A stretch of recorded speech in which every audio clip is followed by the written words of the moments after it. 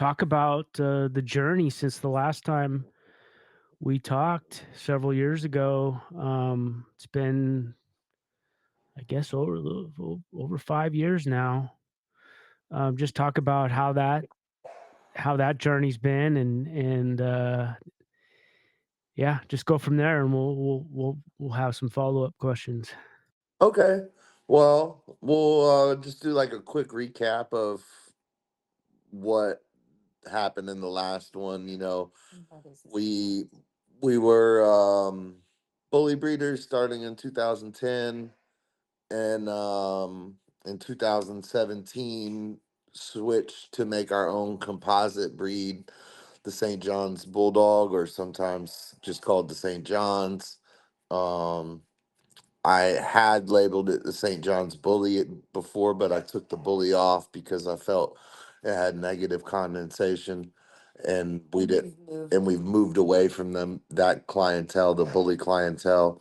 Um, when we spoke last, we were still raising the first set of F1s, so it's been a lot since then. That was the silky Elo breeding.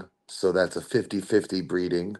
Um, we took those dogs and we took one Anastasia, Annie. We took her and we bred her to a oldie that was very heavy in English bulldog. His name is Shere Khan. Um, and then we also took so in the beginning we wanted to have four F1 strands to work with. We did four breedings, um, honey to boss, silky to Elo, honey to junior. Junior didn't take. And then we did boss to little Nina. Unfortunately, the little Nina dogs did not turn out like we wanted, so they were not put in the program. So we also so we mix honey to boss, which is a 50-50 again, to create ninja and turpy and ginseng. And then we kind of just let some dogs grow up for a while. I wanted to see what the F1Bs would be like with the Shere Khan, and I wanted to see what the F1s from a totally different line of not totally different, but a good bit different, um, of bulldogs. And then we let them grow, and they all turned out really good. Even the ones we didn't keep turned out really good. And then let's see. After that, we at that point, I think we that's when we took Mana, who was one of the beginning F1s, to Boss to double Elo. So it'd be an Elo son to an Elo daughter. And that created Cleopatra. Um, and then we took Butterbean, who's off the Anastasia, the Shere Khan, to Ninja, who's off of Boss to Honey. And that was a pivotal point because that really took us from it took two different strains of St. John's and put them together, and it line bred Elo a whole lot. And it created mochi, boba, huckleberry, um, and then we again let them grow a little bit. At the same time, we were we let them grow a little bit. We took Mochi to Mud, an English bulldog, and then we bred her back to back. So I took her to Mud, and then I took her to Potato. Mud created Pudding El Chaco, and Master Uguay. Um, the potato breeding created OB and Maple. Um, and now we're getting to the point where we took Pudding and bred it directly to her brother El Chaco to really line breed and inbreed and stack the type. And that's the puppies we have now. And then we also did some Pacific Bulldog breedings. We did Boss to Lola, which is the LO son to a LO daughter. So it's the only two times LO dogs out ever made, that I'm aware of. Anyways, when it comes to a LO daughter to a LO son. Um, and that created Master Shifu, who he's just over a year now, so we're just about to start to promote him more. Created Miss Piggy. Um, Miss Piggy will go on to she has a lot of breedings planned for her. And then we recently picked up a bulldog or two. We picked up an oldie that's very heavily bred English. Um, and I'm gonna have a English bulldog coming my way here soon.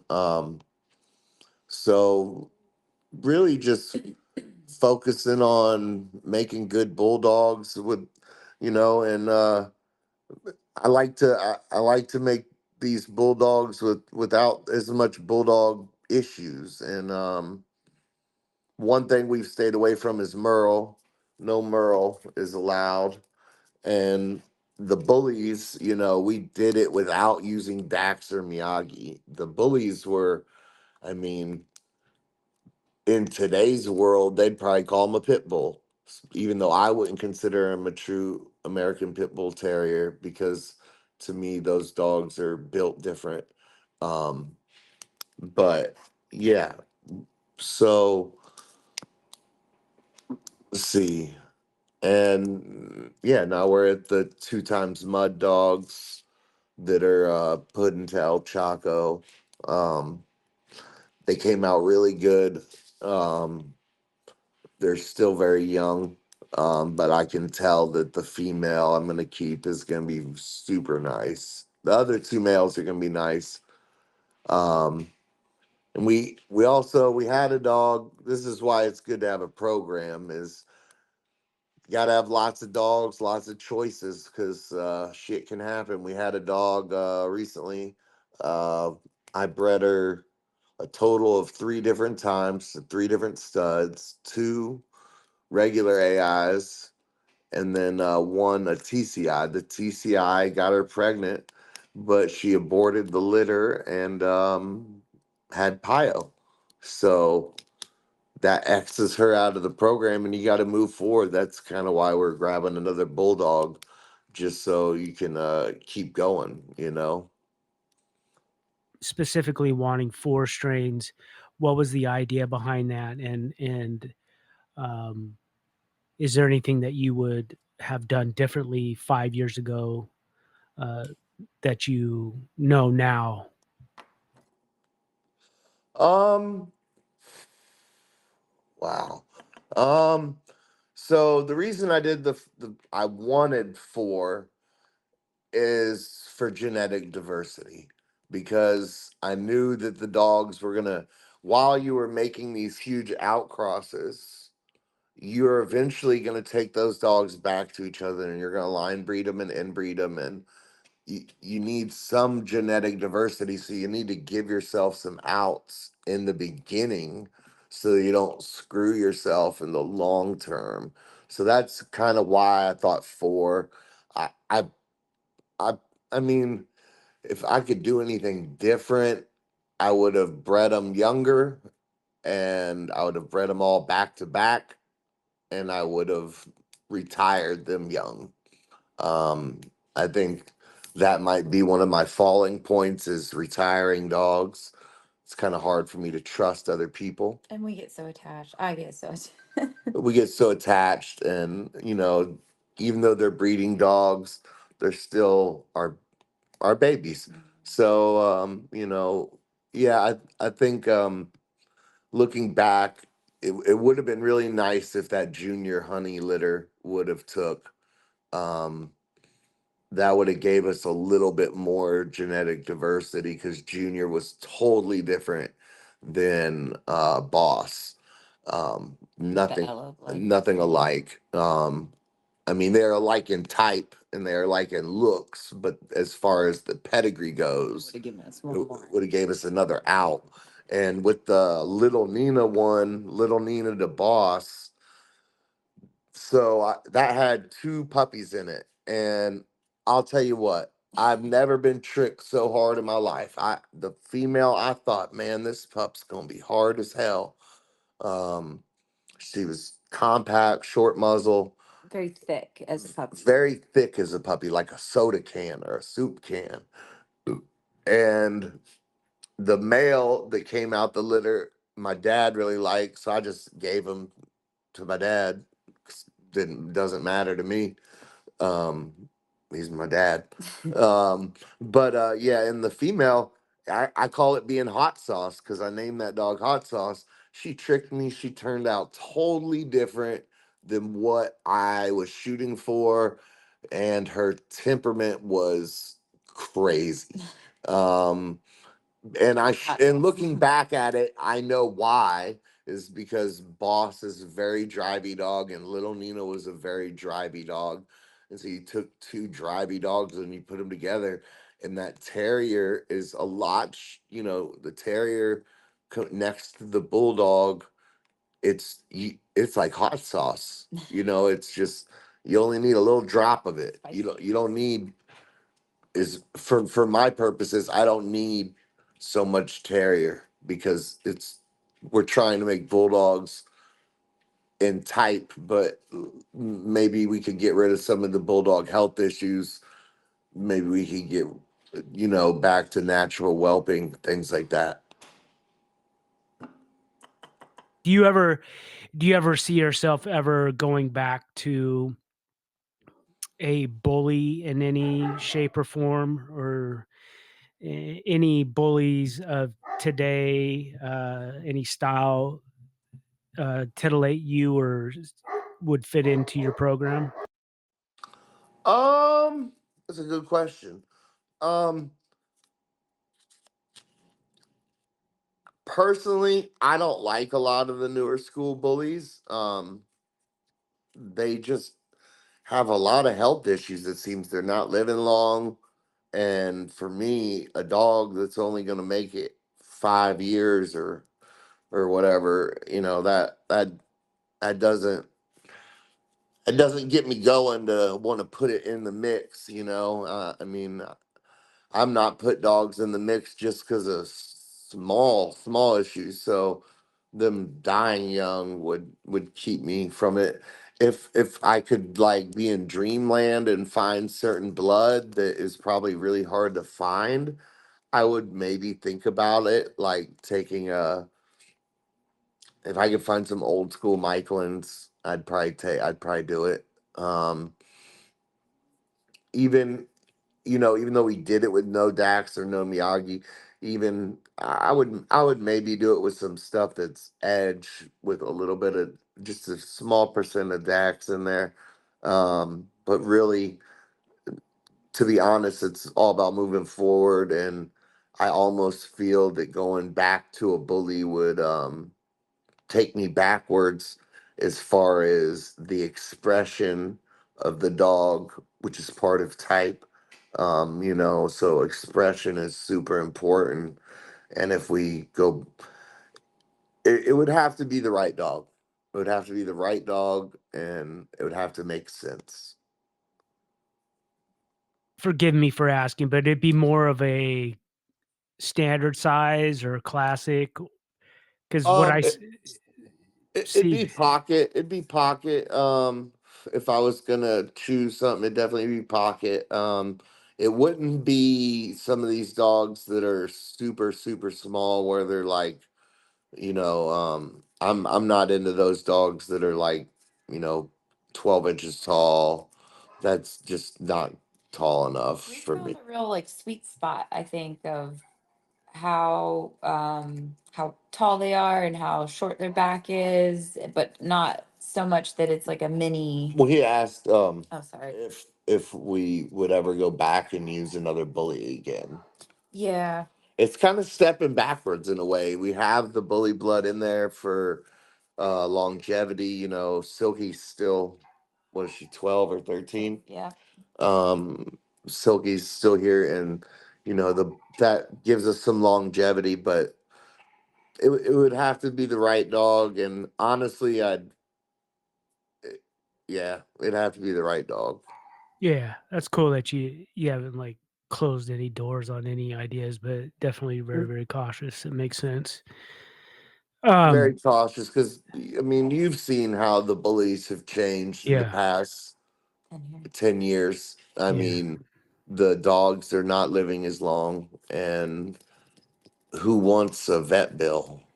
mm, yeah, for sure. You talked about what interested me a lot was you talked about you would breed uh, a little bit younger and retire a little bit younger. Can you talk a little bit about that and what ages were you thinking? Because for me, it's an interesting concept because I've heard some different schools of thought, especially in the breed world, that these dogs should be bred a little bit younger and retired younger for health purposes and stuff. Well, also, you want to get through the generations, right? You want to keep on moving. So if you breed them back to back, you breed them second heat, and then And we always breed her look back at to the back. Give her, maturity also. yeah, that's a good point. If like we recently skipped a heat because the female, she's just wasn't ready. She still acts like a puppy. But I bred a dog that was about her age, and she's doing fine.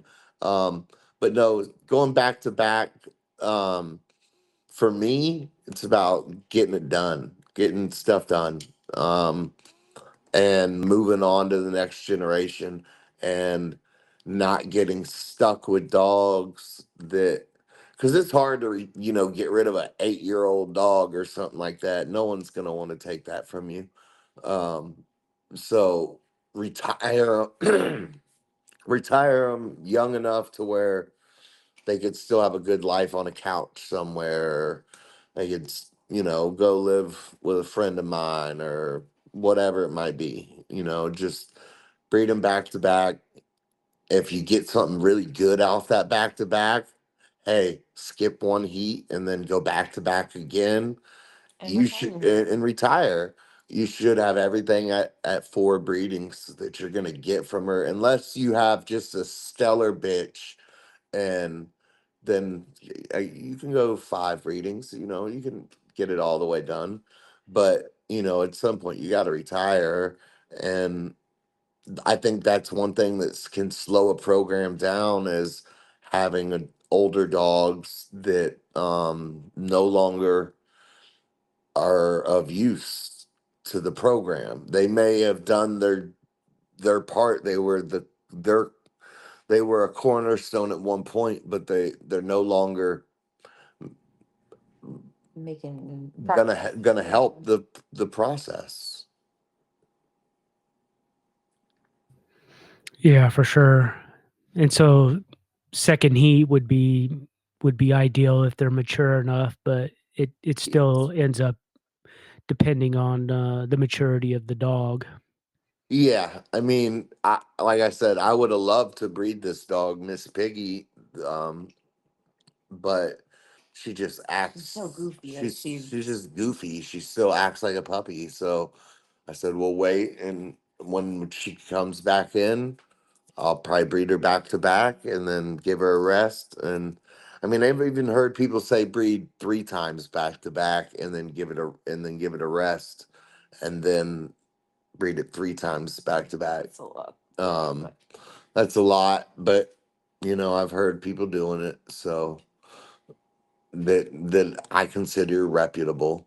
Um, so yeah, and Yeah, it's just about getting through the generations, because you can get in a generation and kind of get stuck for a minute. You can kind of get stuck playing around in that one generation, and there's some generations you're gonna play around in, and some generations you're gonna say, boom, throw an English bulldog to it, throw another English bulldog to it, take those lines and merge them together.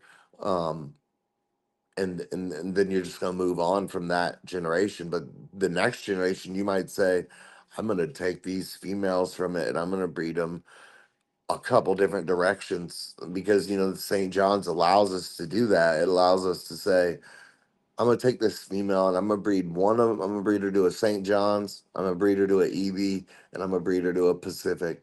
And then you can see what all you got from it, and then you can decide, okay, well, hey, the St. John's to PB, it looked all right, but the St. John's to EB looked great, and the St. John's to St. John's looked it as suspected.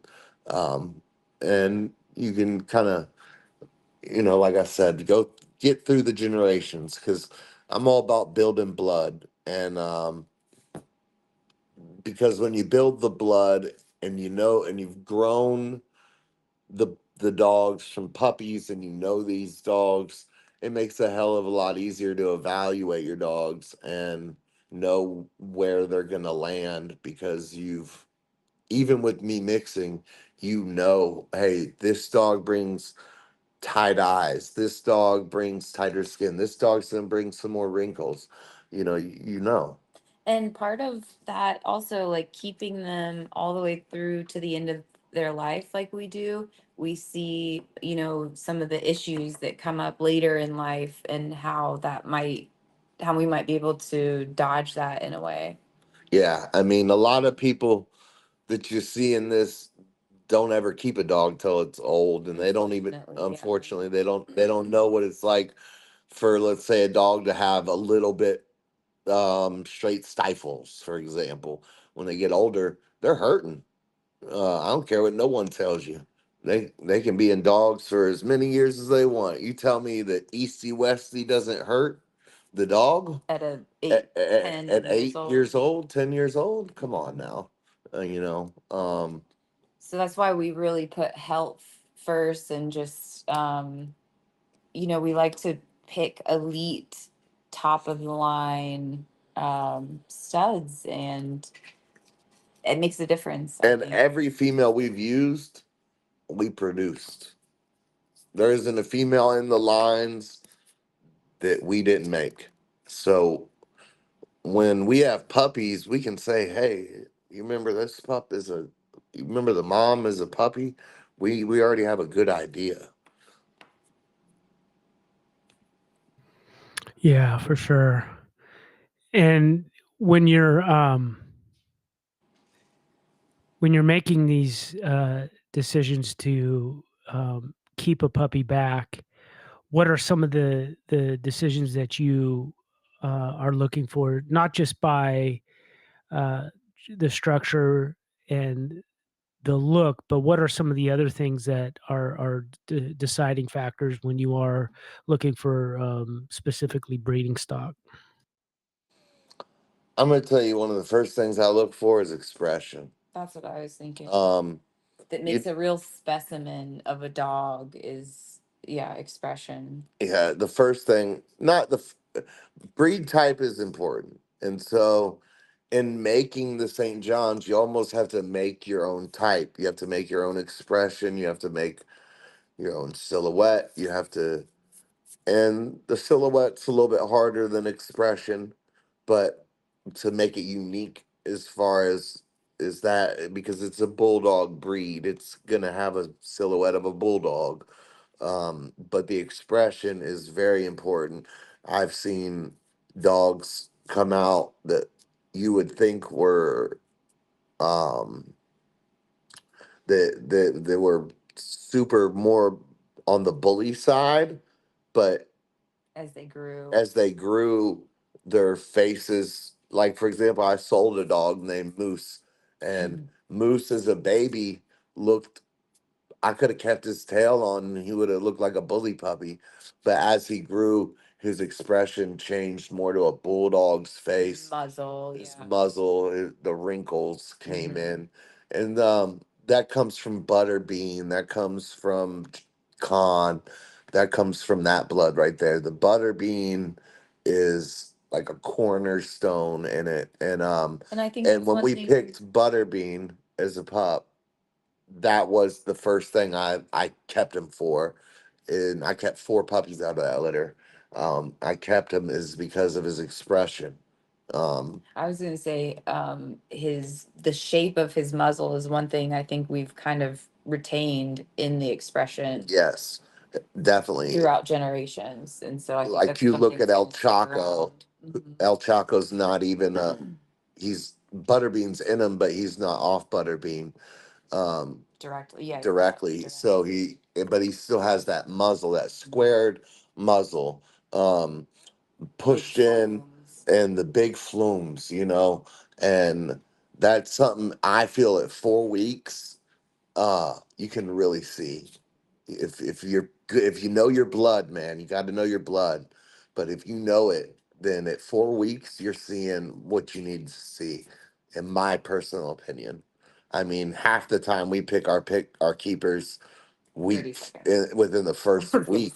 I was gonna say 30 sometimes seconds, yeah. 30 seconds. Yeah, we know because we've been doing it for since 2010. So, but yeah, expression. That would be like my main fur and bone. Expression, bone, shoulders. Mhm. Those are the first probably three things I'm looking for. And can you describe uh, in a St. John's Bulldog what is type to you guys, and what are you guys trying to replicate litter after litter at this point? Well, type is the same thing for every dog. It's your dog's getting close to the standard as close as possible, and um, you know, I see those things you just described though, is bone, shoulders, and muzzle. I mean, it's yeah, those are key those are points. probably key points. Yeah, and wait, what was the question again? I'm sorry, man. No, no, no worries. It was just I was just asking what basically what your standard is and what you considered uh typey to that standard, and what you're trying to replicate every time Okay, okay, you're I get what going you're out. saying. Yeah. Um, so we're at the point with like dogs like Master Oogway or Obi. They're while they're one's a black chai and one's a fawn, they look different in that, but the the shoulders, the silhouette of them is getting very similar. So breed type is important because it's going to distinguish us from another breed. That's what breed type does, right? Um, I suggest everybody get the book about breed type if they really want to learn about it. But yeah, expression is going to be the top of the list for me when it comes to breed type with the St. John's, because the body's there. The it's not like we're worried about dogs not having forward face and feet, Yes, big shoulders, girthy body, straight front feet. yeah. A clean bulldog type, not overdone. And also clean breathing. That's a thing that I found through the Bulldogs. A lot of these guys are lying. That's why they put music over their videos. Um, you'll never see those dogs, or you'll never hear those dogs breathing It's after not very good. after rigorous workout because Yeah. it's not good. You'll never hear them breathing after a breeding. Um, and for me, that was something that we had to get. You had to dip into the bulldog and almost get a little bad breathing, but then you can pull away a little bit, Find the balance. and you find that, like she said, the balance. And for example, Butterbean's not the best breather after you breed him, like in a hot summer day, but El Chaco breeds amazing after being bred. And that's his grandson. And that's his grandson. So everything all encompassing with breed type. I mean, you need all the factors. You need movement, you need temperament, you need all that stuff to be good, or else the dog is incomplete, in my opinion. It's and then we're just having dogs with one good part to them, and that's not really good breeding habits. To say, oh, that dog's got great shoulders, but the rest of them is fucked. Can't walk. Yeah, so you don't want to use that. So I think it's about having an all around what you want in the dogs.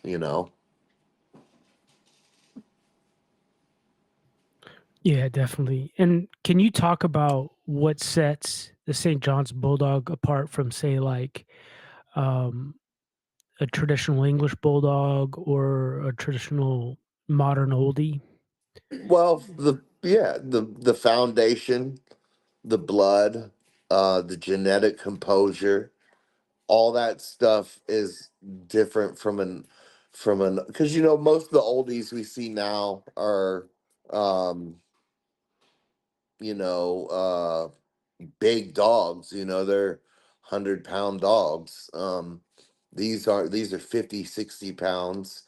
um and they don't have that, as far as oldies go, they don't have that kind of American bulldog pushed in. That their muzzles aren't the same at all, and they have more of a drop chest than the dogs I've seen. As far as English, um, they're different from an English bulldog because English bulldogs, when you breed an English bulldog to anything, you're not gonna get a straight English. I mean, unless you breed it to like a oldie that has a whole bunch of English, then you'll get dogs that could be switch hitters.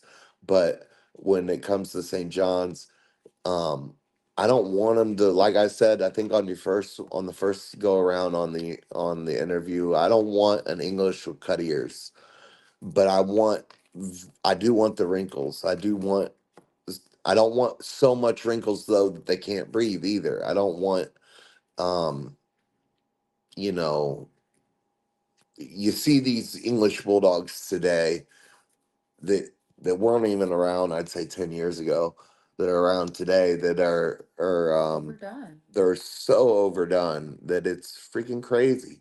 The dogs can't move properly. I mean, I live in Florida. I gotta have dogs that can breathe good, man. I can't have dogs that are liabilities.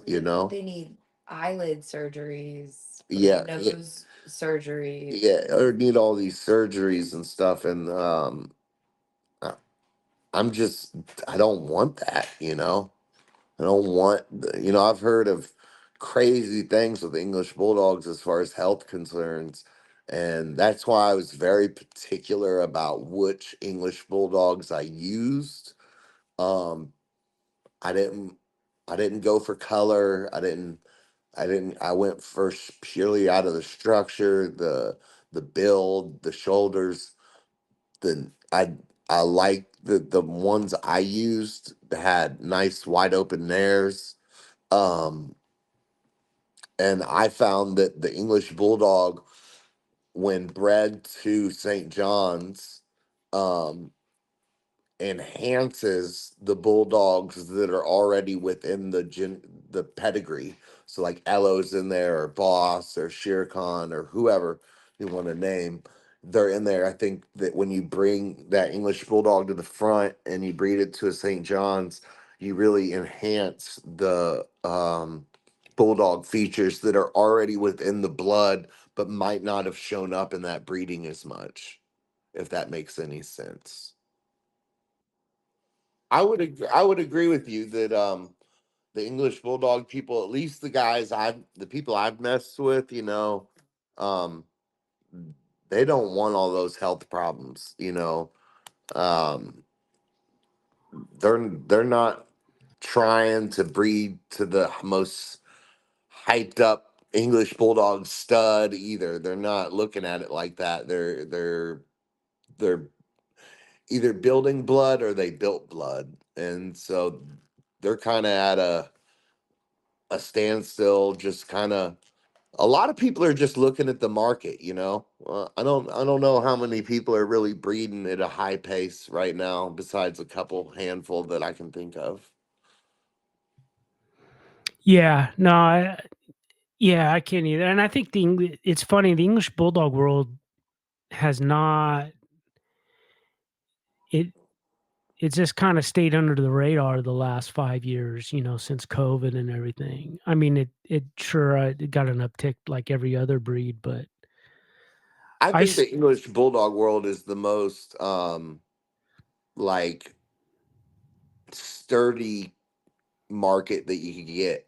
Them and the French Bulldog, there's always people who want that classic English mm, Bulldog look, and there's always people who want those classic French Bulldog look. Um, that have nothing to do with the bully world. Those people are just pet owners who want a really good dog. Um, they don't care about, is it a grand champion, and these days I don't think titles mean anything. So you know eh, uh, there's a lot of people buying dogs and selling dogs right now that shouldn't even be breeding, if we want to be realistic. They no, don't have the time, they don't have the money, they don't, they're always running to Facebook for help. um they don't have a mentor. They don't they don't have the facilities. I mean, there's a lot you need to really be breeding dogs at a pace that actually does something. no, I agree with you, and I would say even like you're right too. Like with even the English over like the French, I think the market is different uh, in a lot of ways, and it fulfills a niche that even the French and definitely the bully and other bull breeds, even the oldies, don't have. Uh, it's more there is still more of a pet market that those other strands don't have. So yeah, Oh, for Eh, sure. There's definitely mm, a pet market that yeah, is, because everyone who gets a bully wants to breed it. yeah, Everyone who gets a French bulldog wants to breed it. mm, There are people who buy English bulldogs that have as the last thing in their mind. They mm, don't care about that. They just no, want that classic English bulldog look, or they want something close to it. mhm, So the St. John's is, uh, you know, these last litters are really English bulldoggy. I mean, they're 50% English bulldog or more.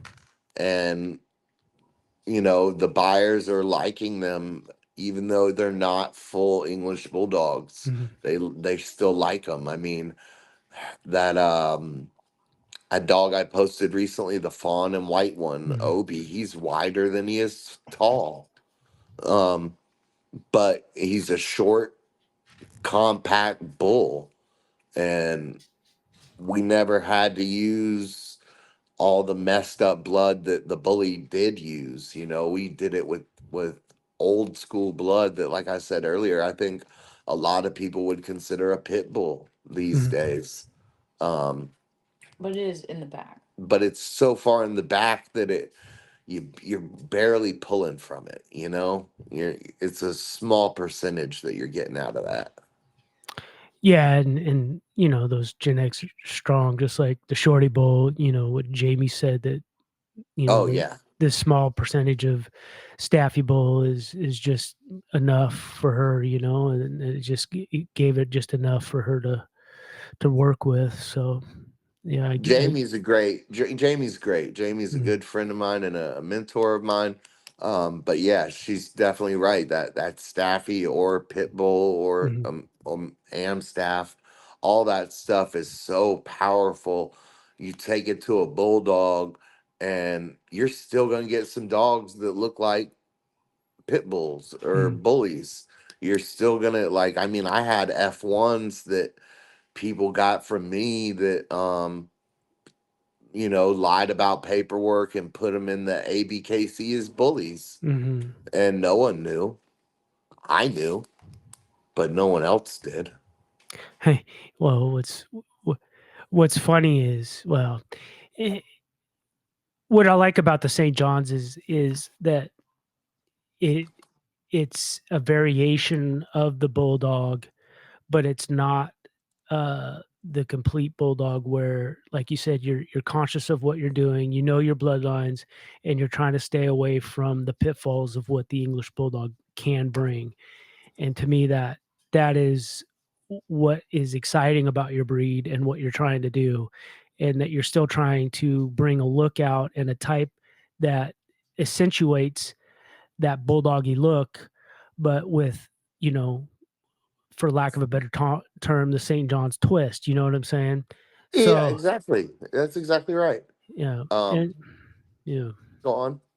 yeah. So that's just why I like it. You know, it, you take an American Bully today, I like it if it looks more like a bulldog. You know what I'm saying? But what's the difference between that and what your got going is I know where your dogs are coming from, and I know you as a person and as a breeder, you guys are conscious of where you're headed with your bloodlines and your health and all of that sort of thing. So, as a consumer, it just makes me feel better, and it also makes me feel better, like, say, wanting to promote people like yourselves, because you know we're so deep in the bull world, we're so deep into this where people are like, they're lying about, and I'm not trying to stir up controversy, but let's face facts here. There's so much paper hanging and lying going on where there doesn't need to be, right? I mean, the Yeah. stud books are still open, but here you got people bullshitting their way through this, and it's like, why? Why not be open and honest about it? And why not you be part of the reason why I think they're lying about it is because they're using shit dogs, probably with from horrible health, and we're seeing the consequences of that. I And agree with all that. They're using their buddy's bulldog that Down the road. ain't worth the shit. If you saw how many bulldogs I sent to my mentors to say, "What do you think of this one? What do you think of this one? What do you think of this one?" You would be like, "Holy shit, John! It's obnoxious. That's obnoxious." I probably annoyed them, yeah, but I don't. They actually love it, but yeah, you have to be careful about what you bring in. Like I just said earlier with that dog Peaches. Peaches, there's one thing I didn't like about her is her eyes. And it was almost like God Bit of a said, blessing, yeah. it was almost like God said, "Hey, don't breed this into your line." And now I'll take that dog and I'll find a good home for it where it can just chill out. And you take your losses, but when you take those losses, if you're a big kennel or you're a program, you got to keep it moving. So if you lose the bulldog, you got to grab a bulldog. Um, you can't just keep lose too many pieces of the puzzle, or of the of the chessboard, and you got no moves to make, right? mm, So for me, it's I don't want an obnoxious number of dogs, and I'm not going to say how many dogs I have, but you know, I think to build blood, you're going to end up with a good bit of dogs. There's no way around it. Now, if you're just going, and let's say you're in the EB world and you bought a real nice bitch and you're just breed into not necessarily top hype studs, but you're breeding to good studs and producing quality litters and just kind of putting out pups. That's a little bit different than building blood, because you don't really got to keep back like you would for building. Progress. Whereas like that, you're just like, if a good stud comes out the litter, hey, keep that pup, but keep it moving, right? That's what everyone else is doing, at least I think. yeah, and I'm not one of these people, and I'm not one of these people that get hung up on semantics too much because I kind of get the idea of what people are saying. Like when they say, um, you know, when they use certain words like camp or uh, kennel, when they really mean, you know, One dog. yeah, you know what I mean, or the program. So I don't worry about that. I let it go because it I get it. It's part of the promotion thing, and Yeah. I'm not going to It, shit on people. But here's the little bit of tweak after talking to people like you and Jamie and some of the old school guys, like in say in the American Bulldog world, and you know. Even in the American Pit Bull Terrier world, the conversations I've had offline, um, these guys actually ran programs, you know what I'm saying, where they had 5 or 6 different bloodlines running at once. And when you're talking uh, having 60 to 70 dogs on your yard, um, that's unheard of today. And that's to me, I uh, know a guy. Mhm. yeah, I know a guy. He's one of my. He's a great friend, good yeah, mentor. He's in Australia. He's probably one of the biggest cane corso and yeah, Amstaff breeders in that whole country. yeah. And that's the Huge. thing. And that's the thing. Like, if you have 20 dogs or more, you've got a program, right? And talking to Jamie Sweet, she didn't give me a number, but she threw a number out there, and it's always stuck with me. And it was over 50 dogs, and I'm like, holy crap! I mean, today by today's standards, that's like 1,000 dogs, almost, because who has the space, the time, the money, because just of all the costs that are associated. And let's face it, the vet industry is really capitalized on. Oh my God, has the vet industry Yeah, capitalized on us?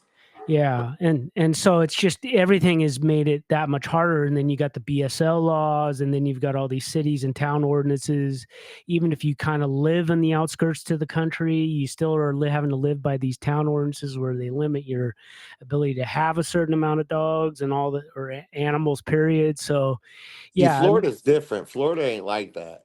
They're yeah. not gonna mess with me. You know why? Why? Because next door they got messed up kennels and dogs living outside, Hunting dog. hunting dogs, Yeah, and I think we had someone call on us one time and left a thing, and I called them back and they said we couldn't see any problems. You have a good day. Um, I keep my dogs very contained. yeah, I do not let I don't. Our dogs don't get out and run down the road. yeah, Yeah, yeah. yeah, that's not gonna happen. Yeah, and I don't foresee it happening here. Like, I think since I am in the town, there is a limit, but nobody has ever said anything to us, and nobody ever will. And police are over here, everyone's because we live in such a small little town. If a strange car goes by, they call the police, and so they're always around, and so they've seen our dogs and stuff, and then nobody's complaining. The city's always around doing their thing. Um, and then I went to get a business license once, and I explained to him my business idea, and I talked to the one of the county guys, and he says, there's these kinds of things that you're explaining here is until somebody says something to you about needing to get a business license, I wouldn't worry about it. Yeah. Though, and now where I'm from, I would have had to in the Northwest, I would have had to fill out 4 or 5 different pieces of paperwork and filled out a couple of things and had to get 2 or 3 different licenses to get that and to get a clearance and waited a month before I get a clearance. I mean, that's the difference between when you're where I'm from, living from the West Coast to the And political good old nature. boy. Yeah, there's a whole different world down here. They don't give a Yeah, shit. same That here. And then where um you're at is probably even a little bit. little bit even looser than here in the Midwest. But yeah, Yeah, there's no police out here. There's no. The only thing that could tell on you is a neighbor, and I only got three of them. So, yeah, and they're always working in the farm, so they don't give a shit. I mean, no, but everyone around here knows I have bulldogs yeah, and knows that I have dogs. yeah, That's known. yeah. No, and that's the thing. I mean, um, so yeah, the difference between having a, being a hobby enthusiast breeder and having a program is a big deal, and you guys have got a program, and so um and you know, for me it's like, how does somebody, a serious enthusiast, how do they rectify, how do they go about doing what you're trying to do? And it seems like they would probably need a half dozen people to help them out. That's my thing. It's either you have to have the infrastructure like you guys have, or a half dozen people behind you doing the thing.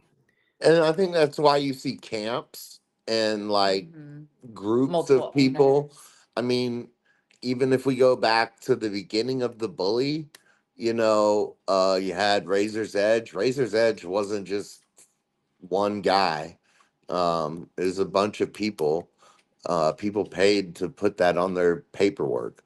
Um, I, it's very rare that you see just one person with a huge amount of dogs these days. It's just not something you see. I think it's too expensive for most people. I think most people aren't good enough at selling the dogs, to be honest with you. I mean, I see people taking really low prices for stuff that I would never take that. And you know, they're not good at marketing and good at breeding. They're good at one of the other. That's why you see so many guys that have subpar dogs, but they're great at marketing. They're great at getting their name out there, but they ain't great making good dogs. That's another thing that we had to explore when doing all those breedings that I kind of listed off in the beginning, and I could list off more, is the percentages of different types of dogs within the St. John's, Mm-hmm. because at first you're just 50-50. You're 50% this, 50% that. Then Mm-hmm. you end up 75-25. And then, well, you can do a 75-25 and get stuff like Butterbean, or you can do a 75-25 and get stuff like Cleo. Mm-hmm. Cleo's way more athletic. Butterbean's not athletic, but Cleo is like a super athlete. Because I took two very athletic dogs together, it created, you know, very athletic St. John's. So we found more of a balance. And I'm trying to find more of a balance in the pups I have right now. I'm super excited about the female. I mean, the two males are great. I just said what wasn't. I'm not always after males. I'm after females Usually. Mm-hmm. usually, and the She just she has she a just she's just I can tell at 10 days old that this female is gonna be a looker. She's gonna have the looks to her. She's gonna have the shoulders. She's gonna have the expression that we want. And I said before this breeding, I said if I can get Chaco's face on Puddin's body, then I I I did it. I did what I wanted to do. Mm-hmm. Um, and you know, so learning, having to like my one of my mentors teaches me, you have to he had to overturn all those stones with the Pacific Bulldog, mixing Renaissance with Victorian, and seeing how the coin, seeing how it lands when you have all these different percentages. And that's something that you know you have to do to know how to do it. You can't teach it. I mean, you can tell someone like, hey, you put that dog to that dog, you're gonna get athletic ass dogs. You put that dog to this dog, you're gonna get more bully style dogs. You know what I'm saying? Bulldog style dogs, I guess you'd say. Some of it's obvious, but some of it is not. Yes, some of it's not obvious because, for example, when we made Cleo, Cleo's a two times Elo dog. So in your mind, you would think, wow, an Elo son to an Elo daughter, that's gonna make really bulldog Yeah. dogs. Well, Mana is very athletic, and not that Elo's not athletic. Elo's super athletic. Rest in peace. Um, but Body but style. body style, you I put two athletes together, you're gonna get an athlete. You put a big blocky motherfucker to a short kind of athletic dog, you're gonna start to get more of what I'm wanting. That's why you saw me use Mud twice, and you'll see me use Mud again, is because Mud's not a typical English bulldog.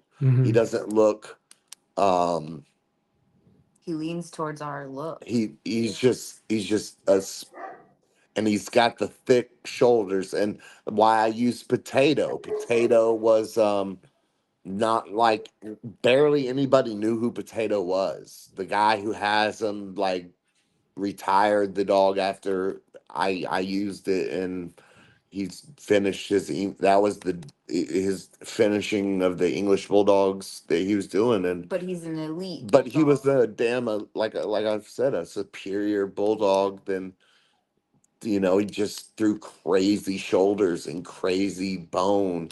And um I don't think and that's where the bully is falling, is they don't have anybody to be like, that bulldog sucks, or that bully sucks. Don't even use that in the breeding program. They don't have anybody to say that. And that's why it's stayed with just me kind of gatekeeping the St. John's, in the sense that I keep selling them to pet homes. I keep selling them to pet homes. I'm not worried about if another breeder wants to help me, because if they don't understand the vision, I can't really help them anyways. So I'm I'm just so focused, and that It'll get there organically. yeah, it'll to get be- there organically. It'll get to breeders' hands eventually. And by then I'll be so far along that I mean, what are you going to do? Come in and try to make your own F1s, and then make your own couple different F1 lines and follow what I did? Or are you going to just buy a St. John's and want to breed it? You know? I think it'll be, yeah. And right now the kennel is going through a shift, you know? We bred bullies, so we're having bullies. The last couple bullies age out to where they're getting old. And that's another thing that I think breaks people when it comes to making a program, is I think they get the number of dogs, and then some tragedy happens with their dogs, and they can't seem to bounce back from that. um I think that's why you see so little people who've been doing this longer than than 10 years, is Their heart dog died. their soul dog died. And when that soul dog died, their passion for this died. It's weird. I get it. I see what you're saying too. Like, especially those guys it seems like, that are in the show world, and they've won ribbons with that particular dog. And then when it passes, they, they don't see that there could be a different one, or a different avenue that they could take, or whatever. It's like, Yeah. They're crushed. they put all their eggs in one basket. And yeah, no, I get it. I see it. And those guys also, but those guys, they just want one good dog. They want that one good dog. They don't want a family tree of dogs, because they can't even fathom that. Yeah, that's a great way of putting it, because I do check out some podcasts, and um I see guys that, you know, have that one dog or those two dogs, and all they've done is capitalize on that. And they Where's continue the to. sun off them dogs? That's what you got to ask yourself. When they got a good dog, shouldn't they have a sun coming up off that dog?